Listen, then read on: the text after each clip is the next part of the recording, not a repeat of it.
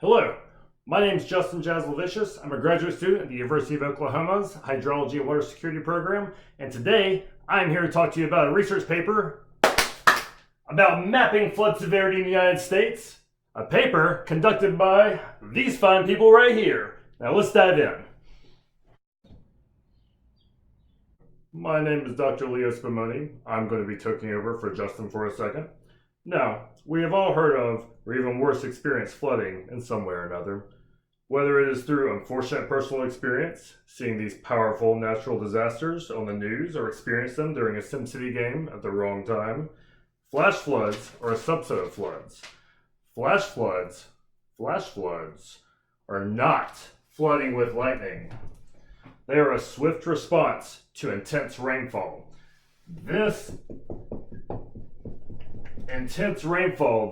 inundation of dry land can happen within a few hours, or even worse, a few minutes. In 2014 alone, the U.S. saw 2.86 billion in flood damages.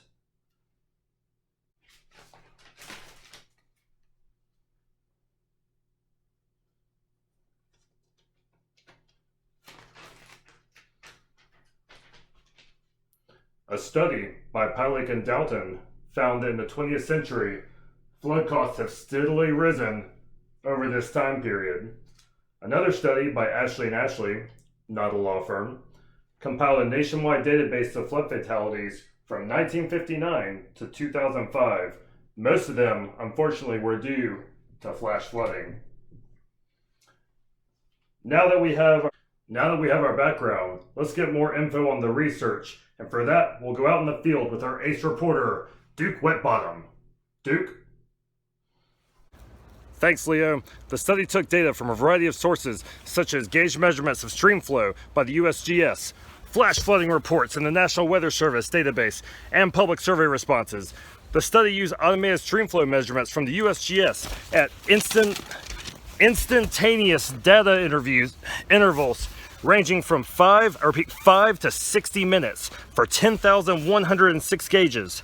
After some data adjustments, they were left with a data sample of 70,596 gauges from 1,649 stations. This data was further enhanced with geomorphological and climatological attributes derived from each basin in the study. Oh, we got a little bit of breaking up. Sorry, Leo. Attributes extracted from digital elevation models study looked at a new variable. Repeat, the variable is called flashiness. And for that, we'll go back to Dr. Leo Spumoni. Thank you. Thanks, Duke. I'm Matt Hoffman, ace reporter. What is flashiness?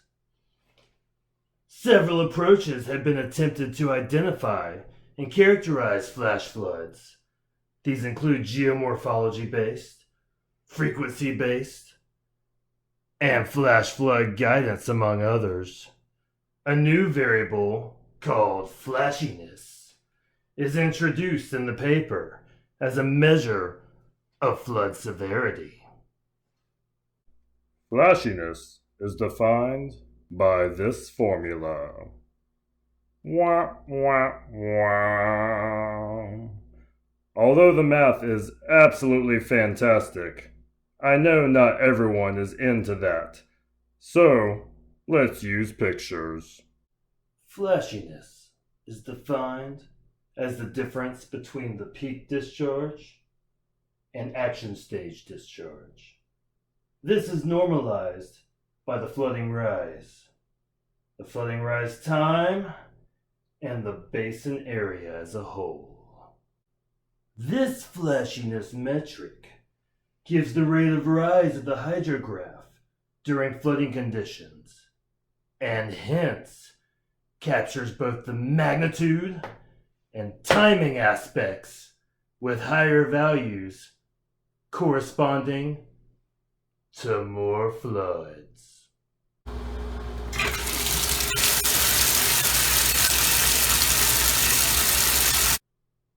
A variety of meteorological processes, such as convective thunderstorms, tropical cyclones, and orographically enhanced precipitation in complex terrain can cause precipitation to vary and intensify, causing flash floods at different times of the year. The locations of these regional hotspots intensified using basin flashiness can be attributed to specific conditions and topological areas. Where are these hotspots, you might ask? We go live to Duke Wetbottom in the Action 3 News Chopper for an overview. Duke? Thanks, Tom. The spatial distribution of geomorphological and climatological characteristics that influence basin response and influence flashiness can be found, hold on, we're going to take a little trip here, be found in portions of California and Lake Tahoe. We go further in to the middle of the country, and be found at St. Louis. We go a little bit further to the Midwest, they can be found in Indianapolis. We can also find geomorphological features down in the Appalachians in the southeast. And finally, we can also find them up in the northeast, the populous northeast. All these basin responses equal up to the United States. Now, back to you, Duke. Fascinating work there, Charlie. Darn good reporting. Man, we've had a lot of data thrown at us lately. You might be asking yourself, where does all this lead to? Am I going to be left with a cliffhanger? Well, no, you're not. But unfortunately, for our conclusions, I'm going to pass you off to our reporter, Scott Lanier, who unfortunately, it's most likely his last day. Scott? We're on now? Oh, hello everyone. I'll be wrapping this thing up. Had a lot of fun, had a lot of laughs, and I guess it's time for my last sign off here. So the conclusions. Let's see what we got here. The spatial patterns of flood severity correlate super well with the regions Duke mentioned earlier, the West Coast, Arizona, and the Appalachian Mountains. So yeah, it's pretty good. A monthly analysis of flash flooding in each of these hotspots showed very different behavior in each area, definitely emphasizing geomorphological and climatological influence. Probably need that one. We'll forget about that. What else we got? The most influential variable to measure flashiness was basin area and basin slope index. Well, how about that? And this is neat. Additional spatial data sets related to flash flooding, fatalities, and National Weather Service reports showed good correspondence with the predicted flashiness map. That's good or bad or good for us, but we'll skip that one. And let's see what else we got. Through the observation database, hopefully this is a good one, no fatalities, it showed flash flood alley, there we go, mainly concentrated in Central Texas, Hill Country, and in Houston. So that's good. I guess that's about it. So just want to say I've really appreciated my 39,000 years here on the network.